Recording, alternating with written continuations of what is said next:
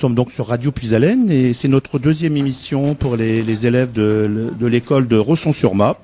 Donc nous avons déjà fait une émission il y a 15 jours et là nous avons un nouveau groupe d'enfants, 6. Alors nous en manque un, c'est Antonin, j'espère qu'il va arriver bientôt.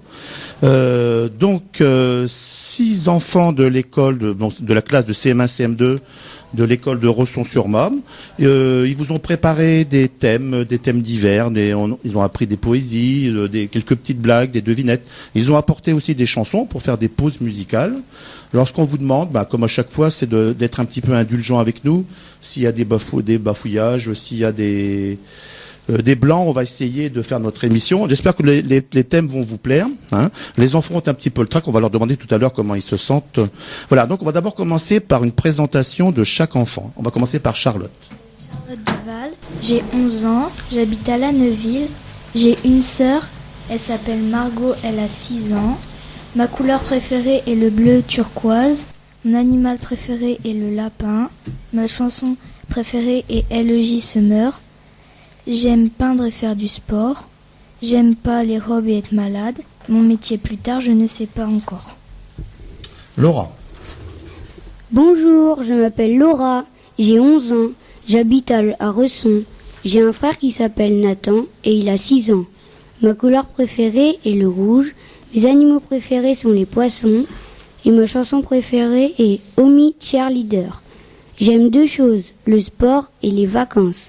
Je déteste 2 choses, les choux de Bruxelles et les robes. Mon métier plus tard, pâtissière. Clara. Bonjour, je m'appelle Clara, j'ai 11 ans, j'habite à Rigbourg. J'ai une sœur qui s'appelle Anissa et qui a 17 ans. Ma couleur préférée est le bleu. Mon animal préféré c'est le cheval. Ma chanson préférée s'appelle Lush Life de Zara Larsson. J'aime 2 choses, l'équitation et le Moyen-Âge. Je déteste 2 choses, les serpents et manger du cheval. Mon métier plus tard, journaliste car j'adore voyager, ou alors détective parce que j'aime faire des enquêtes. Camille. Bonjour, je m'appelle Camille, j'ai 10 ans. J'habite à Rigbourg. J'ai un frère qui a 5 ans. Ma couleur préférée est le rose. Mon animal préféré est les chiens et les lapins. Ma chanson préférée est en écrit sur les murs de Kids United. J'aime 2 choses, les lasagnes et la Bretagne. Je déteste 2 choses, le football et l'orthographe. Mon métier plus tard, vétérinaire pour soigner des animaux. Et Gabin. Bonjour. Non, Gabin, faut que tu parles dans le micro. Bonjour, je m'appelle Gabin Farago, j'ai 9 ans. J'habite à Riquebourg. J'ai un frère qui s'appelle Sacha, il a 16 ans.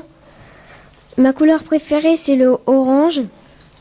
Mon animal préféré, c'est le perroquet. Mon chanteur préféré, c'est Zokero. J'aime 2 choses, le karting et les légumes.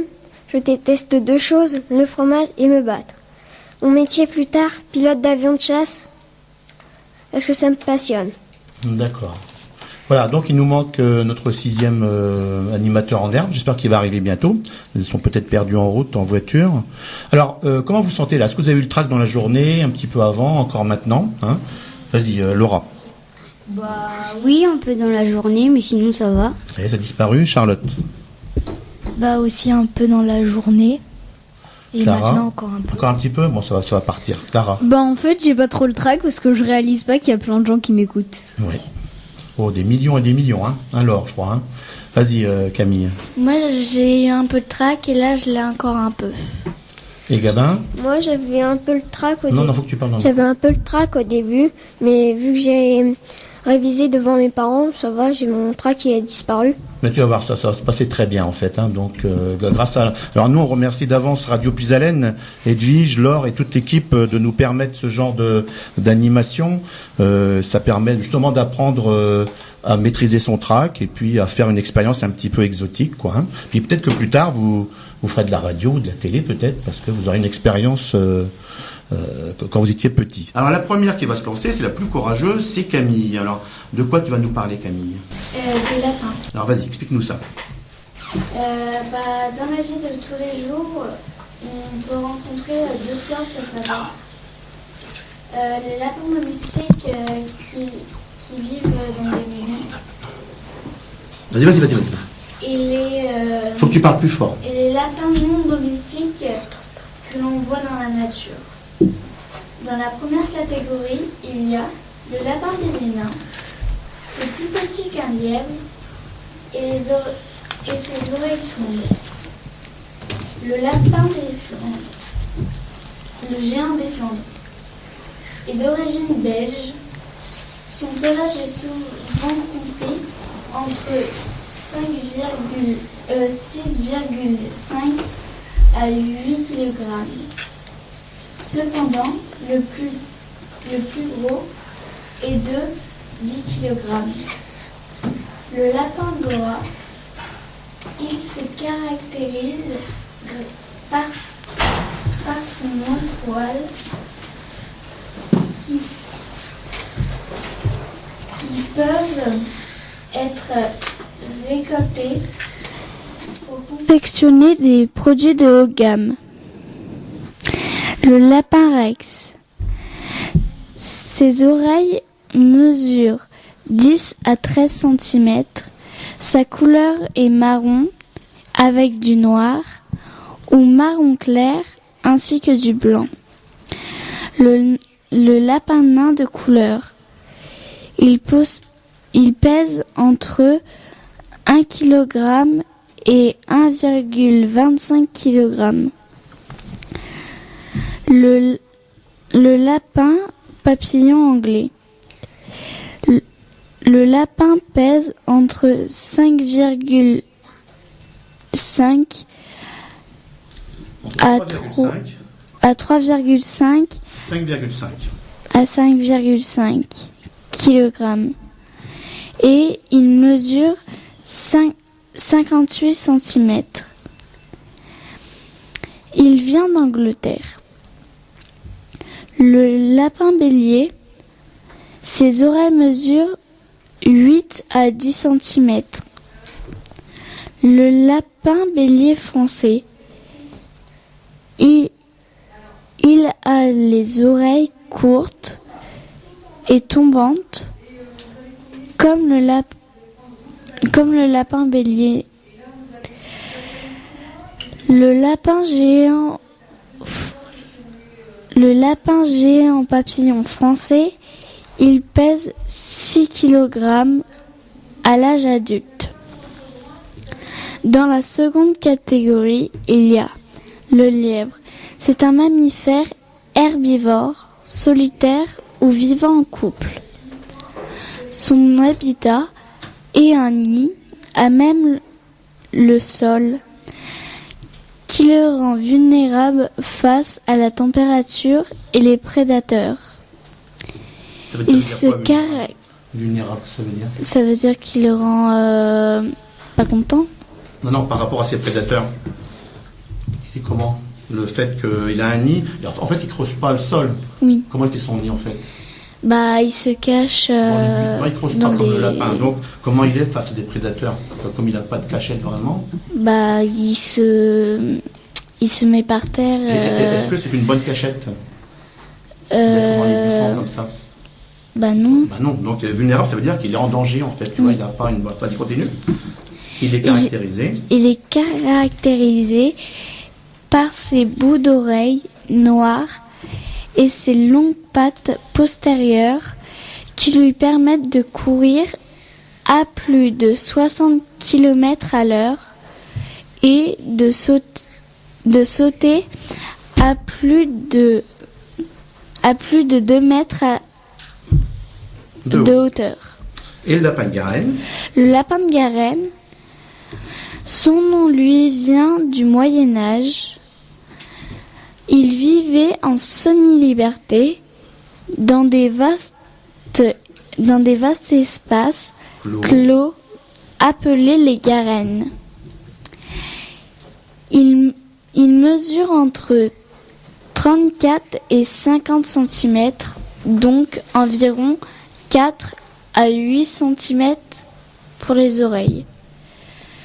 Son pelage est brun roux, voire fauve, qui lui permettent de se camoufler face aux prédateurs.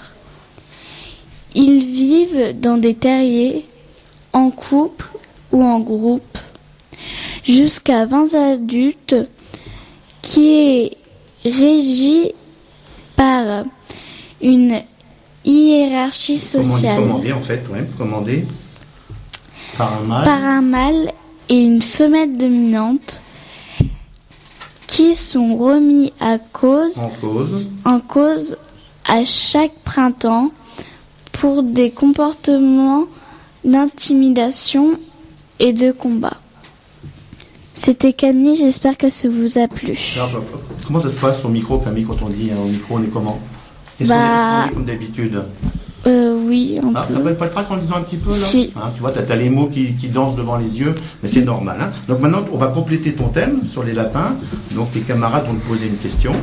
Et donc tu vas y répondre. Essaye d'y répondre si tu peux sans la feuille, mais tu peux la garder quand même. Hein. Oui, on y va? Allez, regarder. on lève le doigt et on va vous interroger. Gabin. Non, on s'approche du micro à chaque fois. Comment s'appelle la femelle et le petit du lièvre? La femelle s'appelle la hase et les petits s'appellent les levreaux. Voilà. Allez, on y va. Clara.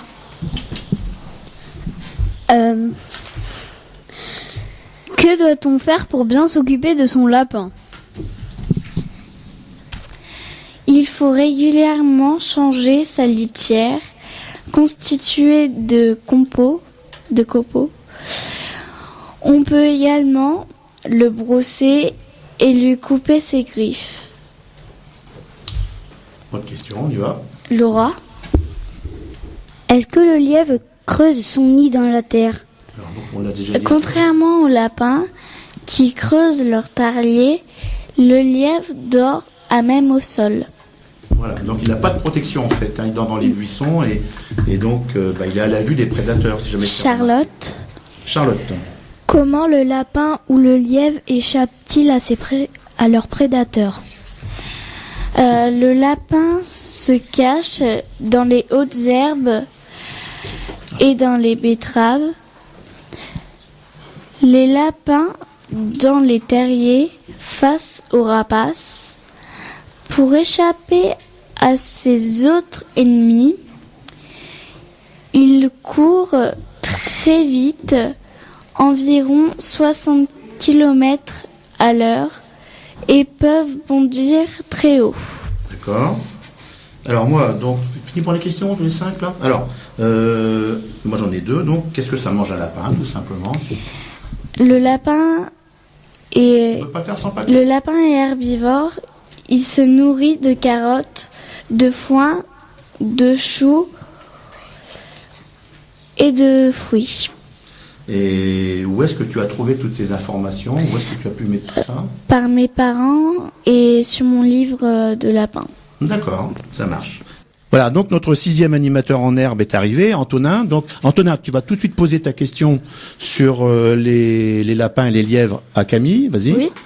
Est-ce que tu as un lapin chez toi, d'autres animaux? Et d'autres animaux? Oui, on a un lapin nain, noir et blanc, du nom de Boule de Neige. Ensuite, Sally et Wendy, 2 épagnettes bretons, qui sont mère et fille. Pour finir, 4 poissons, 2 poissons rouges, Nemo et Voile, accompagnés de 2 laveurs de vitres, Maurice et Mimi.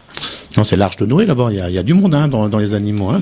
Alors, on va maintenant laisser la parole à Gabin, hein, notre ami Gabin. Tu nous as préparé quel thème, Gabin? Le karting. Eh ben, on y va, mon gars. C'est parti. Je suis Gabin et je vais vous présenter ma passion qui est le karting. Un châssis est fait de plusieurs éléments. Un karting est fait de plusieurs éléments. Un châssis en acier, un siège adapté à la taille du pilote, un volant, une carrosserie avec des protections, des jantes en aluminium, 4 pneus en gomme. Il faut vérifier la pression à l'aide d'un manomètre. 2 pédales, celle de droite pour accélérer, celle de gauche pour freiner. Un moteur et son radiateur, un pot d'échappement et un réservoir dans lequel on met un mélange d'essence et d'huile. La chaîne tourne autour d'une couronne et d'un pignon. La petite couronne sert pour les grands circuits et la grande couronne sert pour les petits circuits. On peut installer un alphano qui permet de chronométrer un tour de circuit, d'indiquer le régime moteur, d'indiquer la température du moteur et de donner le temps de fonctionnement. Quand on fait du karting, il faut toujours avoir ces outils. Des clés plates, des clés à laine, des clés pipes, des clés à molette, des tournevis, des pinces multiprises, des pinces coupantes, un démonte et remonte pneus. Il faut aussi de l'huile et de la graisse pour la chaîne et les chiffons. Un jerrycan réglementaire en tôle et de l'essence. Un chariot pour le transport du karting du stand à la piste. Les pièces de rechange en cas de casse. La chaîne, une couronne, des pneus, des jantes, des pignons, des freins, etc. Il faut penser à avoir un bon équipement. Une combinaison, des chaussures, des gants, une minerve, un protège-côte et un casque. C'est un sport bien encadré. Il y a une école française de karting et aussi une fédération française de karting. On peut pratiquer le karting en location, en compétition, en amateur ou en professionnel. Il faut alors avoir un karting, un équipement complet, une remorque, une licence. La licence, elle coûte environ 250 €. Un droit de piste coûte environ 30 à 45 € la journée. Sinon, on peut pas aller dans le circuit. Les catégories. Les mini, c'est jusqu'à 10 ans. Les cadets, c'est jusqu'à 14 ans. Les Rotax Max, et les Rotax Maxter, il faut avoir plus de 32 ans. Les Open, c'est plusieurs moteurs mélangés. Et les KZ, c'est à boîte de vitesse. Il y a 5 vitesses et c'est à partir de 16 ans. Ok, fini ? Très bien. Bah écoute, ça a l'air intéressant tout ça. Tu en fais depuis combien de temps à peu près ? Non. Ah non, mais sans le papier. C'est pas moi qui en fais, c'est mon père. D'accord. Donc tu vas le voir et tu en feras bientôt peut-être. D'accord. Alors des questions pour développer son thème. Vas-y. Donc tu interroges. Vas-y, ce que tu veux. Laura, Tu parles dans le micro par contre. Hein. tu as déjà fait des compétitions? Mon père, oui, il a fini deuxième une fois et c'est dur une compétition. Alors, comment ça se passe une compétition ? Comment ça se passe ? C'est plusieurs courses. On gagne des points et à la fin des courses, de toutes les courses, on additionne les points et on regarde c'est qui le premier et le premier il gagne une coupe. D'accord. Mais on peut en gagner à chaque fois des coupes. D'accord. D'autres questions, allez-y. Charlotte. Est-ce que c'est dur de faire du karting au début? C'est dur, c'est fatigant ? Oui, on peut croire que ça va pas vite. On peut confondre les pédales, foncer dans des gens. Foncer dans des gens. On fonce dans des gens ? Non, on peut foncer dans des personnes. Sans faire exprès alors ? Oui. Sans faire exprès, ouais. D'accord. Camille. Ça roule vite un karting et ça fait beaucoup de bruit. Oui, ça dépend le moteur et du circuit. Il y a des kartings qui vont à 100 km/h, 150, 125, 150 km/h et ça fait du bruit même quand on roule pas avec. Même quand on roule pas, ça fait du bruit ? Oui. Pourquoi ? Parce que le moteur il tourne quand même mais on n'avance pas. D'accord. Antonin. Tu fais du karting depuis quand? Le karting, on peut en faire en payant chaque 10 minutes. Et ce karting, il va à 70 km/h ou 80. Ouais. Tu es déjà monté sur un karting ? Oui. Déjà monté avec ton papa ? Tout seul. Tout seul ? D'accord. Et C'est les mêmes kartings pour les enfants ou pour les adultes ou ils sont plus petits, ils vont moins vite ? ils vont moins vite. Ils vont moins vite, d'accord. Vas-y, interroge. Clara. Est-ce qu'on doit être bien protégé pour faire du karting? Oui, il y a une minerve pour pas se tendre le cou. Alors c'est quoi une minerve ? C'est un truc qu'on installe au cou, en dessous le casque. C'est pas pour qu'on se torde le cou. Donc ça protège le cou. Qu'est-ce qu'il faut d'autre encore? Vas-y. Un protège-côte, c'est pour pas se... Se faire mal aux côtes. Oui. Ça ressemble à quoi? Comme une ceinture, mais en plus grand. D'accord. Quoi d'autre? Un casque. Bon, pour la tête, ça paraît logique. Ouais. Pour pas que les graviers, les cailloux et tout. Donc un casque avec une Visière. Une visière, d'accord. C'est fini. Quoi d'autre? Il n'y a pas de gants, pas de tout ça, non? Si, des gants. Si, t'es obligé? Oui, je crois. Ouais, d'accord, bon. Avec qui tu fais du karting? Donc tu l'as déjà dit. Mon père, il en fait. Ouais. Il en fait depuis longtemps, ton papa? Oui. Depuis plusieurs années? D'accord. Et tu sais comment il a commencé? Non. Non. Tu sais lorsqu'il a... tu peux lui demander peut-être. Demande-lui comment il a commencé. Pourquoi ça lui plaît de faire du karting? Pourquoi ça te plaît, papa, de faire du karting? Et donc tu demandes qu'il vienne au micro pour l'expliquer. Ça, allez-y, là, celui-là par exemple. J'ai commencé très tôt, hein. J'avais à peu près une quinzaine d'années, quoi. D'accord. En amateur, et puis j'ai fait des courses. Donc ça fait pas mal d'années que vous en faites? Ouais, tout à fait, ouais. D'accord. Et qu'est-ce que vous aimez dans ce genre de... C'est la vitesse. De sport à la vitesse? Ouais. D'accord. Très La bien. maîtrise. Merci. Voilà. Donc, et est-ce que parfois les kartings se cognent pendant les courses? Est-ce qu'il y a des fois il y a des chocs? Bah oui. Il y en a souvent ou c'est rare? Comment ça se passe? La faute la plus connue, c'est le tête à queue. Oui. C'est dans un virage, des fois on peut se rater et ça tourne en rond. On peut pas. Des fois, il y a des personnes qui peuvent contrôler. Oui. Mais c'est dur. D'accord. Très bien. Bah écoute, merci pour ce thème sur le karting. Moi, je connais pas beaucoup en fait. Hein, donc, alors on va passer à un disque. C'est, Antonin, tu vas proposer le tien. Hein, c'est celui qui était en 3e. Donc tu proposes ta chanson. Alors, c'est celle avec une chanson qui a déjà pas mal d'années déjà, que moi j'écoutais quand j'étais petit. Vas-y, comment ça s'appelle? Je vous présente une musique de Hervé Christiani, Il est libre Max. Voilà, donc voilà. Vas-y Antonin. Je vais vous... Je vous ai présenté. Je vous... Je vous ai proposé une chanson. J'ai... Comment ça s'appelle? Vas-y. Il y a le track là. Il est libre Max de Hervé Christiani. Voilà, c'est une chanson qui a pas mal d'années déjà, une jolie chanson. Alors, Antonin, qui n'était pas là au début, il va se présenter, donc il va faire son autoportrait, vas-y. Tu prends ta feuille, tu te mets bien tout près du micro, tu mets la feuille derrière le micro, pour pouvoir la lire facilement, vas-y. Oui, vas-y, tu parles. Mon nom et mon prénom, Antonin Lablanche. Mon âge, 11 ans. Mon adresse, Resson-sur-Ma. Mes frères et sœurs, Jonathan, Tom, Léa. Ma couleur préférée, le rouge. Mon animal préféré, le chien. Ma chanson préférée, Il est libre Max de Hervé Christiani. J'aime deux choses, la piscine et l'informatique. Je déteste deux choses, le rugby et l'histoire. Mon métier plus tard est champion de VTT parce que j'aime le VTT. D'accord. Donc merci. On va donc passer au 3e thème. C'est Clara qui s'y colle. Clara, donc tu nous proposes. On va te régler ton micro là, voilà, pour que tu sois bien à l'aise. Tu nous as préparé un thème pour nous emmener en voyage. Est-ce que le micro il tient? Là, sinon tu prends celui, voilà. Hop.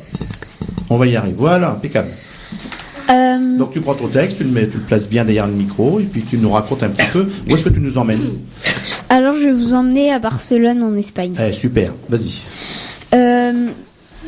Je vous présente mon exposé sur la Sagrada Familia car elle est très belle et très originale, elle me plaît beaucoup.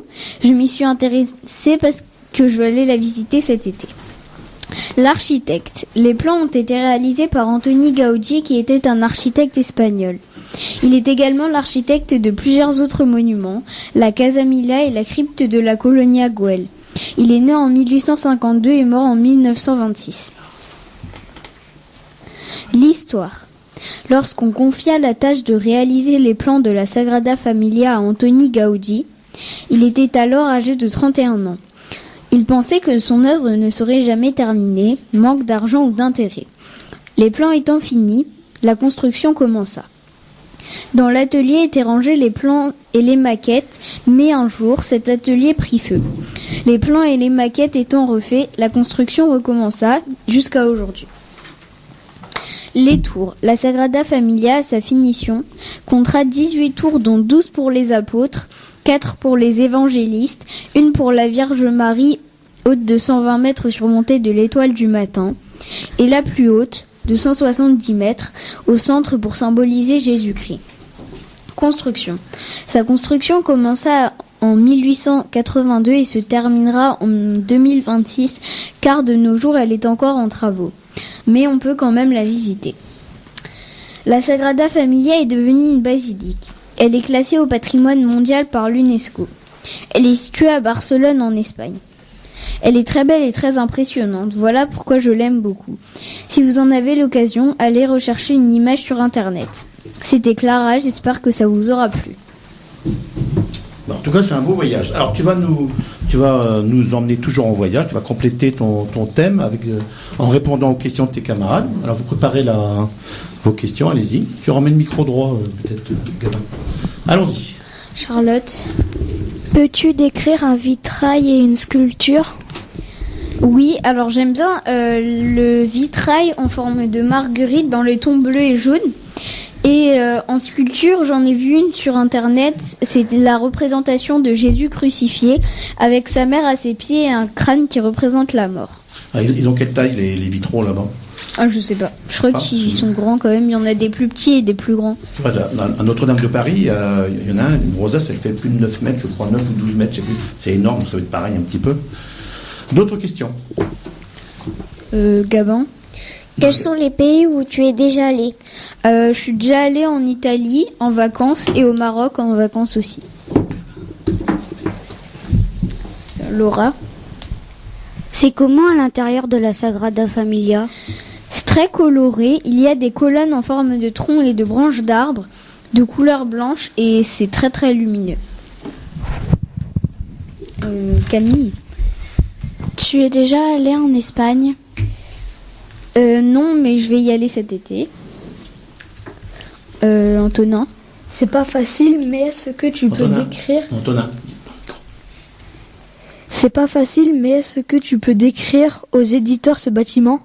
Oui, alors à sa finition, on verra 6 tours principales. À l'extérieur. Oui, et donc à l'extérieur, à sa finition, on verra 6 tours principales, mais pour l'instant, il n'y en a que 4. Sur la façade, on peut admirer des sculptures de végétaux et d'animaux en pierre.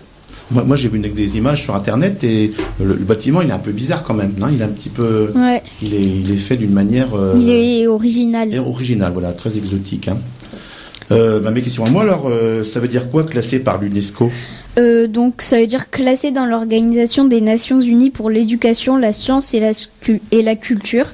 Ce qui veut dire que cette organisation classe les plus beaux monuments pour les protéger. Voilà, et peut-être qu'ils soient un petit peu d'argent aussi pour les entretenir ou les protéger effectivement. Et qu'est-ce qui t'a amené à choisir de développer ce thème ? En fait, j'avais trouvé une photo sur internet, sur un site pour aller en Espagne, et j'ai aimé la forme, le fait qu'elle ne ressemble à aucune autre et qu'elle soit unique. D'accord, donc tu n'y es jamais allé encore ? Non. En Espagne non plus ? Non. Donc tu vas pour la première fois cet été, oui. D'accord. Plus de questions ? Non. Donc les pays où tu es déjà allé, alors ceux qui t'ont le plus, sans le papier, vas-y. Le Maroc, parce que j'y vais presque tous les ans. Alors pourquoi tu y vas presque tous les ans ? Parce que là-bas il y a... C'est un pays important pour toi, le Maroc ?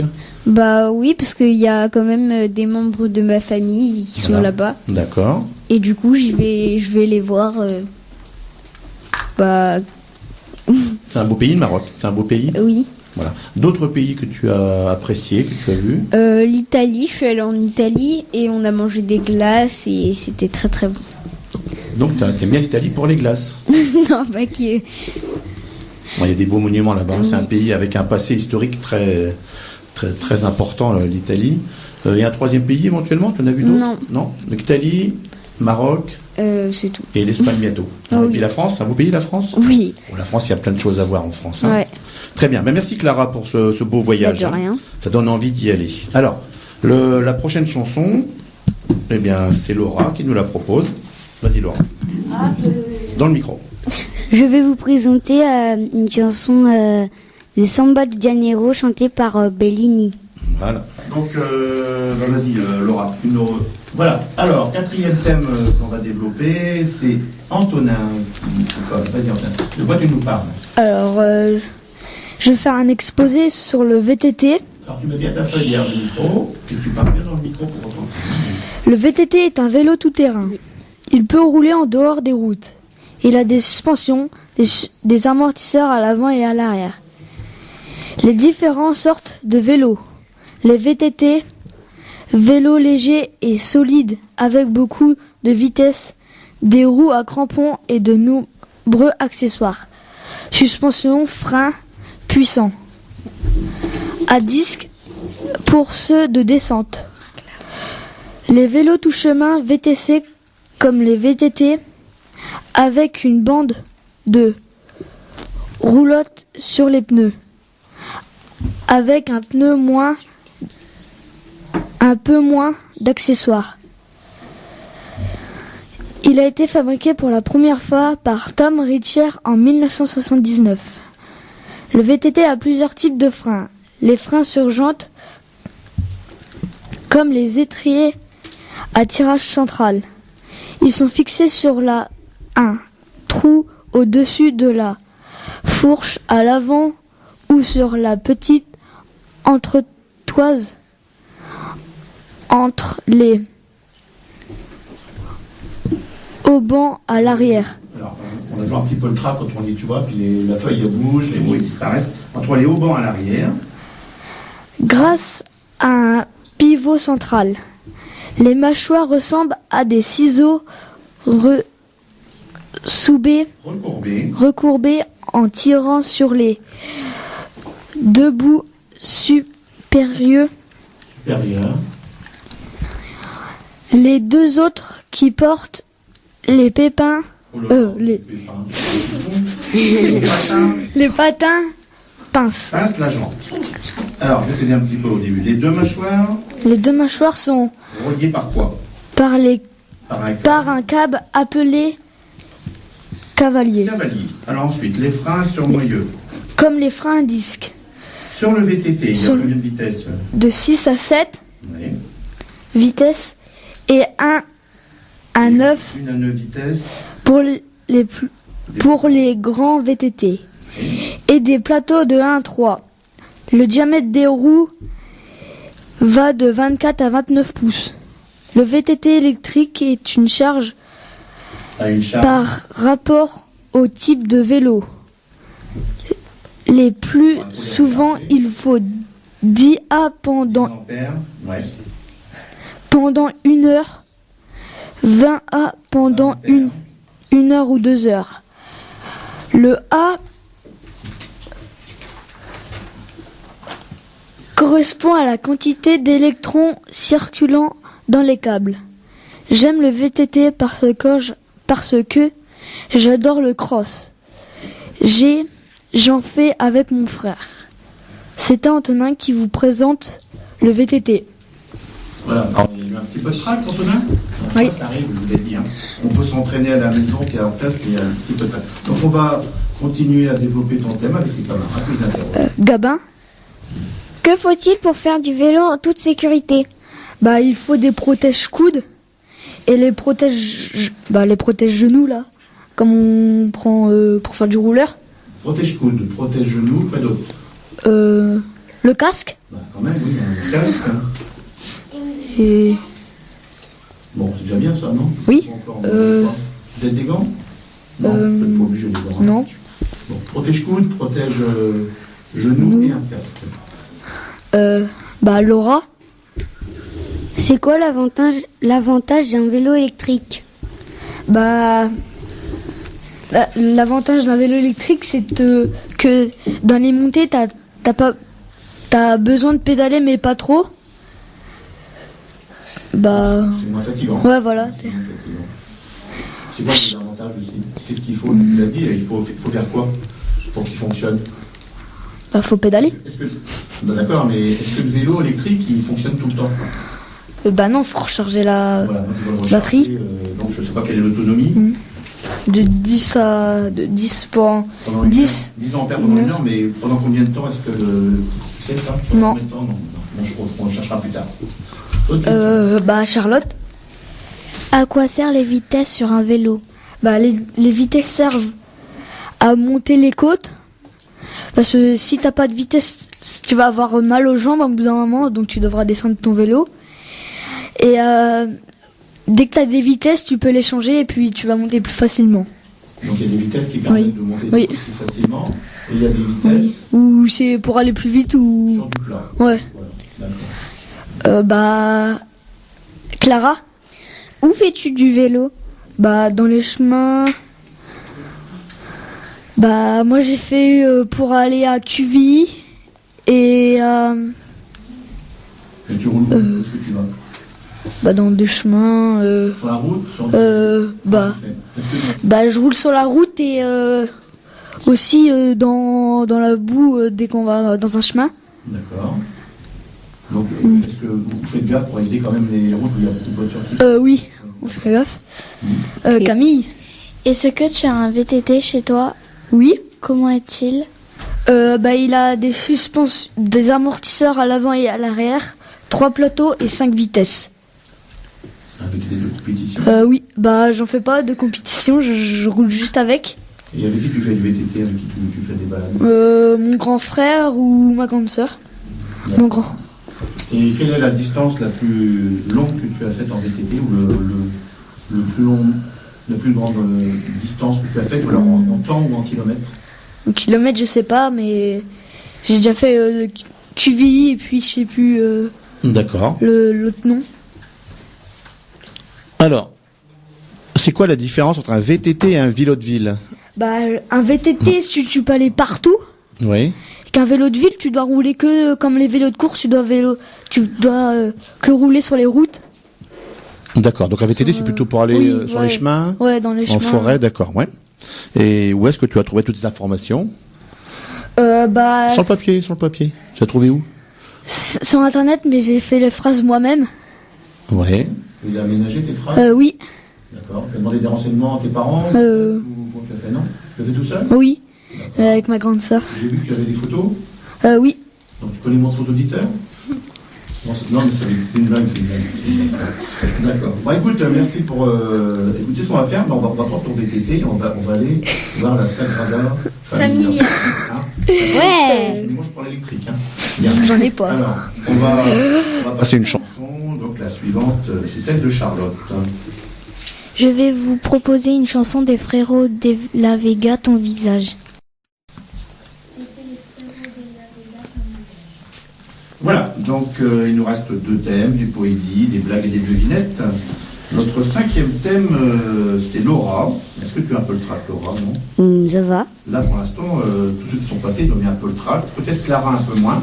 Non, je sais pas Du eu. tout? T'as pas le trac du tout? Ouais, j'aime bien parler au micro. C'est bien parler au micro, voilà. Donc il y a peut-être des vocations qui sont en train de se faire. Alors, Laura, de quoi tu vas nous parler? Les Jeux Olympiques 2016. Vas-y. Salut. Jeux Olympiques de 2016. Tiens, ça tombe bien, c'est cette année.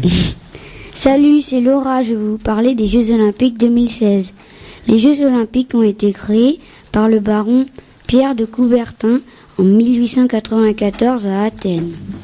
Sa devise est « plus vite, plus haut, plus fort ». Les Jeux Olympiques auront lieu au Brésil, à Rio de Janeiro, ville d'Amérique du Sud, avec 6,93 472 habitants, où l'on parle le portugais. Le pays a un budget de 5 milliards d'euros pour tous les travaux, dont les villages sportifs, les stades, les terrains de tennis, les vélodromes, les piscines et les rivières artificielles. Ils vont construire des routes et même une nouvelle ligne de métro. Il y aura 50 000 bénévoles pour assurer le service. C'est la première fois que les Jeux se dérouleront dans cette partie de l'Amérique. Les Jeux Olympiques 2016 auront lieu du 5 au 21 août. Il y aura plus de 10 500 athlètes de 206 pays différents. Il y aura 28 sports, dont 306 épreuves éparpillées sur 32 sites. Cette année, 2 nouveaux sports font leur entrée le rugby à 7 et le golf. Voici quelques sportifs et leurs sports qui représenteront la France. Florent Manodou en natation, le canoë-kayak par Sébastien Combeau, Renaud Lavilloni pour le saut à la perche, Johan Diniz en marche, Christophe Lemaître en sprint, Pauline Ferrand pour le VTT et le cyclisme sur route, l'équipe de Tony Parker en basket, l'équipe de France de football féminine et peut-être l'équipe de France des garçons. Et puis donc, Gabin en karting. Non. Non. Au JO de 2016, pas encore. Non. Moi, oui, Ce serait bien. Ah, vas-y, continue. Ce sera Teddy Riner, le judoka, qui sera le porte-drapeau français. Ça y est, c'est sûr maintenant? C'est sûr? C'est Oui. décidé? Oui. Ils en parlaient il y a encore quelques jours, mais d'accord. La flamme olympique partira de Grèce, du mont Olympie, le 21 avril. Elle parcourra 20 000 km à pied et 16 000 km par avion. 36 000 km au total. La flamme traversera les 206 pays participants aux Jeux et sera portée par 12 000 relayeurs. Le relais se terminera le 5 août, quand le dernier porteur enflammera la vasque olympique pendant la cérémonie des Jeux dans le stade de Maracanã. Pour finir, comme disait Pierre de Coubertin, l'important n'est pas de gagner, mais de participer. C'était Laura, j'espère que mon exposé sur les Jeux Olympiques de 2016 vous a plu. Et donc, c'est quand les Jeux Olympiques? C'est quand? C'est quel? Ça commence quand? Ça commence le 5 août. 5 mois. Août. D'accord, encore quelques mois à attendre. Et juste avant, on aura donc le championnat d'Europe de football, l'Euro. Alors, des questions pour t'aider à développer davantage. Vas-y, Laurent. Antonin, Pourquoi as-tu choisi ce thème? parce que j'adore le sport et je trouve que c'est intéressant et comme c'est un événement, on peut donner des nouvelles informations. Clara, Ça sert à quoi la flamme olympique? ça montre que les Jeux Olympiques sont ouverts et elle apporte un message de paix. Elle est allumée grâce aux rayons du soleil et de miroirs. Charlotte, Quels sont les sports que tu préfères regarder? le foot et l'athlétisme. Le foot parce qu'il va y avoir bientôt l'Euro 2016 et l'athlétisme parce qu'on peut voir plusieurs sports à la fois. Gabin, Est-ce que toi tu pratiques un sport? oui, je pratique 2 sports, le foot au club de Resson et de la danse, ça s'appelle le hip-hop depuis 3 ans. Camille, C'est un grand pays, le Brésil. oui, le Brésil est un grand pays. Il fait plus de 8 milliards kilomètres carrés. Il fait 13 fois la France. En population? Population? Ça, je sais pas. Il me semble qu'il y a plus de 200 000. Si, j'ai marqué, c'est... 3 fois la France, plus de 3 fois la France. Il y a 6 milliards 93 472 habitants. Bah, moi, j'ai vu 200 millions. Attends, c'est où? Non, toi, t'as mis 6 millions. Non, ça c'est Rio de Janeiro, c'est la ville. Ah oui, je me suis trompé. Le Brésil, c'était plus de 204 millions, je crois. Si j'ai bien regardé. Alors, d'autres questions? Alors, ça signifie quoi la devise de Pierre de Coubertin? Donc, Bah, ça signifie que les sports... Tu peux la répéter? Comment? Tu peux nous la répéter? La devise. C'est toujours plus haut. Enfin, c'est... C'est les Olympiques, ça. Celle de Pierre de Coubertin, c'est la dernière que... L'important n'est pas de gagner, mais de participer. Alors, ça veut dire quoi? Bah, c'est que on n'est pas... Enfin, si on gagne, c'est bien, mais si on perd, c'est pas très grave. Ceci dit, bon, les champions, ils ont toujours tendance à vouloir gagner à tout prix. Hein. Donc, si on gagne, bah, tant mieux. Si Oui. on perd, bah, c'est pas si grave que ça. Hein. Et pourquoi est-ce que c'est le Brésil qui reçoit les Jeux Olympiques cette année? Comment ça s'est passé? Bah, parce que le programme brésilien, il a été choisi par le CIO. Et le CIO, c'est le Comité international olympique. D'accord. Et il y a un pays qui voudrait bien recevoir, enfin une ville, un pays, les JO. Tu connais ce pays-là? Bah, la France. Oui. Et donc, alors on postule pour je ne sais plus quelle année, je crois, de 2024. Là, c'est 16, 20, peut-être 24, tu vois. Donc là, Paris, il postule, avec Marseille aussi, je crois. Voilà. Donc peut-être qu'on les aura. Oui.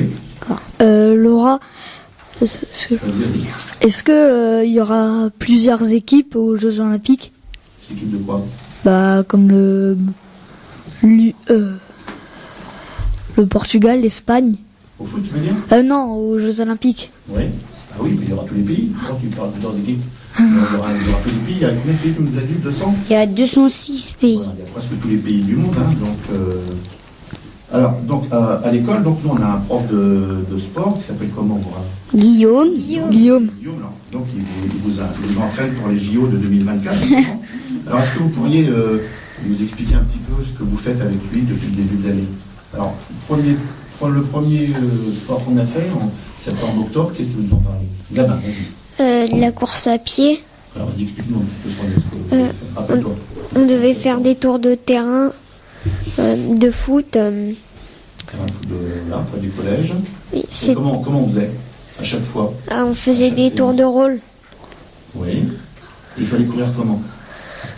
Pas vite. Pas trop vite, c'était des courses d'endurance. Hein. Il fallait Et trottiner.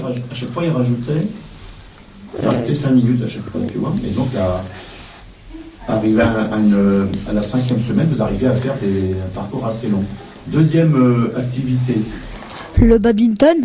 le badminton. Euh, C'est pas ce que ça. Vas-y, alors, le badminton, vas-y. Qu'est-ce que c'est que le badminton? Vas-y, le badminton. bah, nous, il fallait installer le filet. Alors, les 6 filets, on avait le matériel. Les Oui. 6 filets. Et c'était comment les filets? Comment ils étaient présentés? Bah, Ça veut dire quoi installer? ils construisent, ils le. Non, mais les filets, ils étaient dans quoi, les filets? Qu'est-ce qui peut l'aider? Gamin, vas-y. Un sac. Des grands sacs. Ah oui. Donc ça se Oui. démontait, ça se Ouais. dépliait. C'était assez ingénieux d'ailleurs. Et alors? Il fallait des raquettes et des volants. Oui. Hmm. Et c'était quoi le but de l'animation? Bah, celui qui faisait tomber, bah, si on le lançait Vas-y. Bon, le but c'était quoi d'abord au départ? De l'envoyer À l'autre en face, Ouais, et à il fallait l'autre que en l'autre face. le renvoie. Donc on a déjà appris à quoi faire? se l'envoyer. À se faire des passes déjà, À se tu faire vois, des passes. d'accord, à servir, à respecter les limites du terrain, et à la fin on faisait des matchs. On a fait quoi en 3e ensuite? Donc ça c'était en janvier-février. Clara? On a fait de la gymnastique. Alors vas-y, explique-nous un petit peu tout ce qu'on a fait. Bah en fait on a fait des équilibres sur un tapis, on a fait des roulades, on a sauté sur un truc avec des ressorts, je sais plus comment ça Bon, une s'appelle. sorte de cheval d'arçon un peu. Ouais, et on devait monter sur des trucs et voilà. D'accord. Et donc tu as fait des progrès dans ce domaine? Bah oui, je pense. Vous avez fait des équilibres aussi, je crois, hein? Oui. D'accord. Et là, donc, oui. Moi, des fois, je mettais pas les mains. J'essayais. J'allais. Des fois, de temps en pas tous les jours, mais j'oubliais de mettre les mains. Oui. Mettre les mains pour faire la galipette. Où il y a comme le trampoline. D'accord. Le tremplin, ressort. j'ai trouvé. Le tremplin. D'accord. Ah voilà, le tremplin. Et Camille, donc donc en 4e, on a fait quoi? Il y a pas longtemps. Tu te rappelles plus? Du handball. Du handball. Vas-y, explique-nous un petit peu, vite fait. Fallait se faire des passes et les autres devaient attraper la balle et nous on devait mettre la balle et Où ça? dans un but Ouais. et les autres devaient nous empêcher de la mettre. D'accord. Alors au début, on apprend à quoi faire au début, comme au badminton. Au début, on apprend à se faire des passes. Voilà, à se faire des passes, à l'attraper, voilà, puis à se démarquer ensuite. D'accord. Et là, on a commencé une séance seulement. Donc Charlotte ou Laura, allez-y. On a fait de l'acro-gym. Alors vas-y, explique-nous un petit peu. On n'a fait qu'une séance pour l'instant. Bah, on faisait des figures. Bah, tu sais, c'est pas très précis. Vas-y, explique-nous un peu. Bah, Donc c'est de la gym déjà. Comment on fait? Comment ça se passe? bah, Qu'est-ce qui peut l'aider? C'est pas facile à expliquer ça. Hein. L'acro-gym, vas-y. Bah en fait, l'acro-gym, on fait de la gymnastique, mais on fait des figures, C'est-à-dire? Antonin? On montait sur le dos de quelqu'un. Oui. On lui faisait monter sur le dos de quelqu'un. Voilà. On faisait des figures donc par 2 Par élèves 4 ou ou 2. 3 élèves. Ou 3 ou 4. Voilà. Donc il fallait monter, faire des équilibres. Clara? En fait, il y avait une personne qui devait porter en dessous et une personne qui était au-dessus. Oui. Et c'était la personne la plus légère. Et on devait trouver des figures et les présenter devant la classe. D'accord. Très bien. Alors on va passer une chanson. Donc, on va demander la chanson de... c'est Gabin. Gabin. C'est une chanson de Boulevard Désert qui s'appelle Bruxelles. Alors, notre dernier thème, 6e et dernier thème, c'est Charlotte. De quoi tu nous parles? Des chiens. Tout d'abord, je vais vous donner quelques renseignements. Les chiens et les loups gris, ancêtres du chien, se sont différenciés génétiquement il y a 1000 ans. La domestication du chien est intervenue au Paléolithique, longtemps avant celle de toutes les autres espèces domestiques actuellement. Le Paléolithique, c'est la période la plus longue de la préhistoire où les hommes chassaient et cueillaient encore. À cette période-là, les chiens ont été domestiqués pour aider les hommes à chasser. De nos jours, les chiens sont considérés comme animaux de compagnie, comme sauveteurs à la recherche des personnes dans les gravats, dans la neige et même dans l'eau, ainsi que pour aider les personnes aveugles dans leur vie quotidienne. Il est différent de donner un nombre précis de races de chiens, car certaines races ne sont pas reconnues par certains pays ou certaines organisations. Néanmoins, la Fédération cynologique internationale reconnaît 341 races de chiens, mais en résultat des listes de races, on peut facilement dénommer plus de 385. La cynologie, c'est l'étude du chien. Voici quelques races les plus connues. Les bouviers bernois, labrador, dalmatien, caniche, bulldog, chihuahua, cocker, chocho, golden, retriever, berger allemand, bichon, yorkshire. D'après les dernières statistiques de 2011, il y avait 7 milliards d'individus sur la planète et environ 172 millions de chiens. En France, on dénombre toujours, par référence statistique de 2011, plus de 8 millions de chiens pour environ 66 millions de Français. Les races préférées les 10 races préférées des Français sont le berger allemand, le golden retriever, le berger belge, le cavalier King Charles, le berger australien, le labrador, l'american staff, le bulldog, le yorkshire et le setter anglais. Malheureusement, chaque année, la SPA recueille 45 000 chiens et chats dans ses refuges. Donc mon premier conseil est, avant d'acheter un chien ou de recueillir un animal, pensez à bien réfléchir aux conséquences, car ce ne sont pas des objets. Un chien vit en moyenne entre 8 et 15 ans selon la race. Mon deuxième est de toujours demander au propriétaire si vous pouvez le caresser, son chien, car celui-ci pourrait avoir peur et vous mordre. J'espère que ça vous a plu. Voilà, donc avoir un animal, ça demande des soins, ça demande à être responsable. Alors, merci Charlotte pour ce texte. On va lui poser des questions. On va lui faire développer son thème. Allons-y. Camille. Est-ce que tu as un chien chez toi ou d'autres animaux? Oui, j'ai qu'un chien. Sans micro, ça va bien marcher.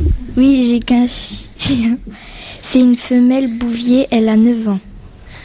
Et est-ce que tu as d'autres animaux? Non. D'autres animaux? On n'a pas eu d'autres? Jamais? Si, j'ai eu des poissons rouges. D'accord. Et comment s'appelle ton chien? Cannelle. Cannelle. Ah bah vas-y, interroge. Gabin. Quelles sont les races de chiens que tu préfères? Les bouviers, les yorkshire et les labradors. Les bouviers? Les yorkshire et les labradors. Ces chiens-là, pourquoi? Bah, moi je les trouve jolis. Oui. Laura? Est-ce qu'il faut toujours faire attention à un chien? Oui, même ceux qu'on connaît parce qu'ils pourraient vous mordre, avoir peur. Antonin. Est-ce que les chiens ont toujours existé? Oui. Avant, c'était des loups gris. Bon, c'est des loups, quoi. Donc les chiens viennent des loups. Oui. Alors comment ça s'est passé? Le chien, le loup, c'est déguisé en chien. Comment ça s'est passé? Non, ils se sont développés peu à peu. Ça s'est fait en plusieurs milliers d'années, bien sûr. Oui. Et Clara? Quand un chien peut-il être utile? Alors, vas-y, un petit peu tout. déjà. Tout le temps pour aider, tenir compagnie Alors, et tenir plein d'autres compagnie, choses. ça, oui. Et quoi d'autre? Tu nous as dit, par exemple, pour les chiens. Pour sauver, pour sauver. Et c'est quoi les gravats? C'est quoi? C'est des cailloux. Et quand est-ce qu'on a besoin de chiens pour fouiller dans les gravats? Quand il y a des éboulements. Des éboulements, des tremblements de terre. Ensuite, donc, tu me parlais aussi des chiens d'aveugles aussi, je crois. Oui. Donc, quel est l'intérêt des chiens pour les aveugles? C'est pour les aider. C'est-à-dire? Pourquoi les chiens? Qu'est-ce qu'ils font les chiens? Ils aident les personnes. Non, ils les aident comment? Comment ils les aident? Ils les dirigent. Ils les dirigent, et surtout pour la locomotion. Que veut dire aussi, donc voilà, sauveteur, voilà. Et aussi tout simplement comme animal de compagnie pour tout le monde. Hein. Voilà. Donc moi j'avais deux questions. C'est quoi la vie de Coubertin? À mon avis, c'est pas le bon thème. Ça veut dire quoi domestiquer? Ça veut dire l'apprivoiser, qu'il ne soit plus sauvage. D'accord. Donc comment est-ce que le loup est devenu un chien? Comment c'est passé? Ils se sont développés peu à peu. Mais qui est-ce qui les a aidés, enfin, qui les a obligés à devenir des chiens un peu en préhistoire? C'est les hommes. Qu'est-ce qu'ils ont fait, les hommes? Ils avaient besoin d'animaux pour les aider. Ils ont capturé des loups. Oui. Et ils ont domestiqué pour qu'ils deviennent moins sauvages et qu'ils puissent les aider après. Donc, c'est devenu des chiens, ils sont transformés physiquement. Où as-tu trouvé toutes ces informations? Sur des sites internet. Oui. Et comment tu as fait alors? En fait, j'ai mis des questions au départ pour des grands titres, puis après j'ai répondu peu à peu avec internet. Et qu'est-ce qui t'a aidé? Mes parents. Un petit peu tes parents? D'accord. Très bien, écoute, merci pour ce thème. Et alors la SPA, à quoi ça sert la SPA? C'est pour les animaux sans domicile. Oui. Et alors donc, comment ça marche? Ils recueillent les animaux. Oui. Et puis ils essaient de les aider, de les soigner, de les sauver, puis de trouver des maîtres. Mais il y en a tellement. Et qu'est-ce qui se passe tous les ans, malheureusement, avec des chiens? Il y en a qui les abandonnent. Voilà, il y a des gens qui les abandonnent aux vacances. Et donc un nombre important encore, paraît-il. Donc c'est pas très très bien ça. Hein. Donc ils vont à la SPA et puis ils se retrouvent avec plein d'animaux qu'ils ont du mal ensuite à entretenir. Hein. Alors, la dernière chanson, c'est Clara qui va nous la chanter, qui va nous la proposer. Tu vas la chanter. Vas-y. Alors, je vous propose d'écouter une musique de Major Lazer et DJ Snake qui s'appelle Lean On. Voilà, donc on a fini nos 6 thèmes. Maintenant, on va vous dire des petites blagues, des petites devinettes. On va commencer par Charlotte. Vas-y, Charlotte. Ma blague. 2 poules discutent. Comment vas-tu, ma cocotte? Pas très bien. Je crois que je couvre quelque chose. Ma devinette. Qu'est-ce qui va de ville en ville sans jamais bouger? La route.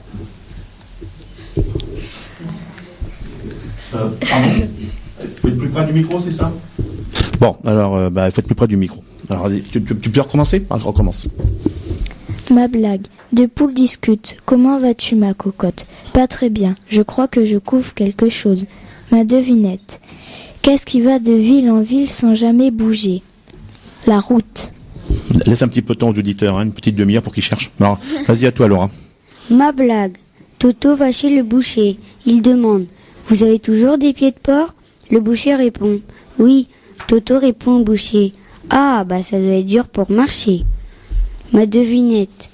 Qu'est-ce qui est vert et qui saute de liane en liane? À vous de chercher.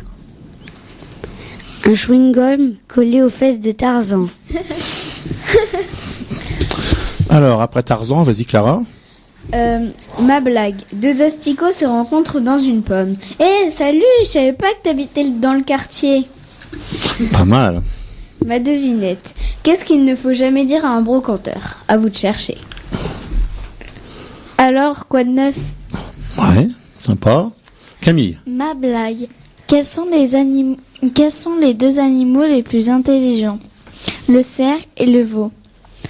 Ma devinette. Mais pourquoi? Le cerveau. Ça fait le cerveau. Faut le dire, sinon le cerveau, d'accord. Pourquoi les girafes ont-elles un long cou? À vous de chercher. Parce qu'elles sentent des pieds. D'accord. Quel est l'âge de ton poisson pané? Quel est? L'âge de ton poisson pané. Alors je sais pas. Il est pané, donc on sait pas. D'accord. Ma devinette. Quelle est la ville la plus féroce en France? Lyon. Lyon. Non, j'ai pas compris l'histoire du poisson pané. Donc c'est quoi son âge alors? Bon, on n'en sait rien, il est pané. Ouais, mais c'est quoi son âge? On sait pas, il est pané. Bon, on verra demain, d'accord? Les gamins, à toi. Ma blague. L'âge, c'est quand les bougies commencent à coûter plus cher que le gâteau. Ouais. Ma devinette. Comment un ogre appelle une école? À vous de chercher. Un restaurant. Waouh. À vous, maître. Non, moi je n'ai pas pris.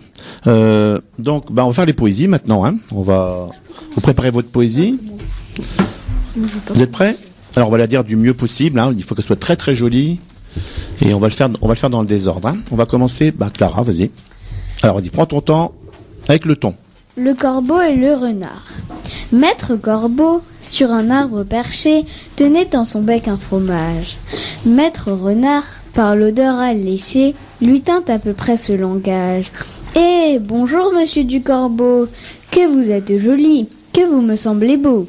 Sans mentir, si votre ramage se rapporte à votre plumage, vous êtes le phénix des hôtes de ces bois. » À ces mots, le corbeau ne se sent pas de joie. Et pour montrer sa belle voix, il ouvre un large bec, laisse tomber sa proie. Le renard s'en saisit et dit « Mon bon monsieur, apprenez que tout flatteur vit aux dépens de celui qui l'écoute. Cette leçon vaut bien un fromage, sans doute. » Et le corbeau, honteux et confus, jura, mais un peu tard, qu'on ne l'y prendrait plus.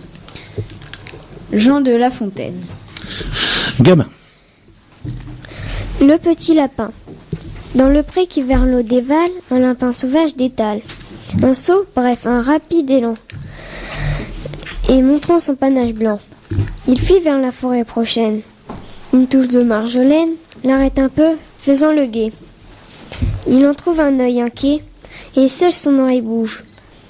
Un bond brusque dans le foin rouge, et n'entendant plus aucun bruit. Le nez au vent, humant la nuit, où déjà la lune se lève. Assis sur son derrière, il rêve. Jeanne Marvin. Camille. Chanson des oiseaux. Avril ouvre à deux battants. Le printemps, l'été le suit et déploie sur la terre un beau tapis fait d'épis, d'herbes, de fleurs et de joie. Buvons, mangeons, becquetons, les festons. De la ronde à la vigne, le banquet dans la forêt est tout près. Chaque branche nous fait signe. Les pivoines sont en feu. Le ciel beau allume sans fleurs écloses.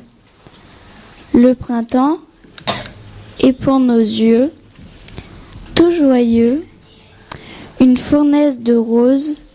Victor Hugo. Merci Camille. Donc on va à Laura. La soupe de la sorcière. Dans son chaudron, la sorcière avait mis 4 vipères, 4 crapauds pustuleux, 4 poils de barbe bleue, 4 rats, 4 souris, 4 cruches d'eau croupie. Pour donner un peu de goût, elle ajouta 4 clous. Sur le feu pendant 4 heures, ça chauffait dans la vapeur. Elle tourne sa tambouille et touille et ratatouille.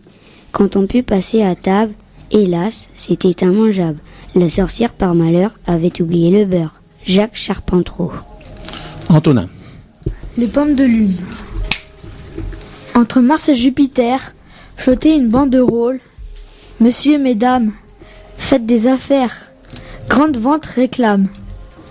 De pommes de lune. Un cosmonaute qui passait par là fut tellement surpris qu'il s'arrêta et voulut mettre pied à terre. Mais pas de terre en ce coin-là. Et de pommes de terre. Pas de longue dune. C'est une blague, sans doute, dit-il en reprenant sa route. Et à midi, il se fit un plat de pommes de lune. Jacques Rousselot. Et pour finir, Charlotte. Le corbeau et le renard. Maître corbeau, sur un arbre perché, tenait dans son bec un fromage. Maître renard, par l'odeur alléchée, lui tint à peu près de ce langage. « Eh, bonjour, monsieur du corbeau, que vous êtes joli, que vous me semblez beau. Sans mentir, si votre ramage se rapporte à votre plumage, vous êtes le phénix des hôtes de ces bois. » À ces mots, le corbeau ne se sent pas de joie, et pour montrer sa belle voix, il ouvre un large bec et laisse tomber sa proie. Le renard s'en saisit et dit « Mon bon monsieur, apprenez que tout flatteur vit aux dépens de celui qui l'écoute. Cette leçon vaut bien un fromage, sans doute. » Le corbeau, honteux et confus, jura, mais un peu plus tard, qu'on ne l'y prendrait plus. Jean de La Fontaine. Voilà, si belle la blague. Il a quel âge finalement? Donc j'ai pas bien compris le. On sait pas l'âge, donc on peut pas savoir, il est pas né. Bon, bah tu m'expliqueras ça demain, Il est d'accord? pas encore né. Ça. Allez, on va donc, on va prendre congé des auditeurs. Vous êtes prêts, hein? Donc vous allez dire votre prénom, hein? C'est Antonin ou c'est Clara, et puis vous faites un petit coucou. On va remercier aussi Radio Puisalène, Laure et Edwige, d'accord? Alors, on y va? Qu'est-ce qui commence? Allez Camille, vas-y. C'est Camille. C'est Camille. Je voudrais faire un bisou à mon papa, à ceux qui sont proches de mes parents et à tous ceux qui nous écoutent. Allez, on y va. C'est Clara, je voudrais faire une dédicace à ma famille, à mes copains et à Guillaume, notre prof de sport. Et je voudrais remercier aussi toute l'équipe de Radio Puisalène qui nous ont permis de faire cette émission radio. Bah moi je voudrais faire une dédicace au périscolaire et à tous mes copains et aussi à Guillaume, notre prof de sport. C'est Charlotte, je voudrais faire une dédicace à mes grands-parents et à tous ceux qui m'écoutent. C'est Antonin, je voudrais faire une dédicace à ma marraine et bon anniversaire à ma sœur. C'est Gabin, je voudrais faire une dédicace à ma maman, à ma mamie et tous ceux qui m'écoutent.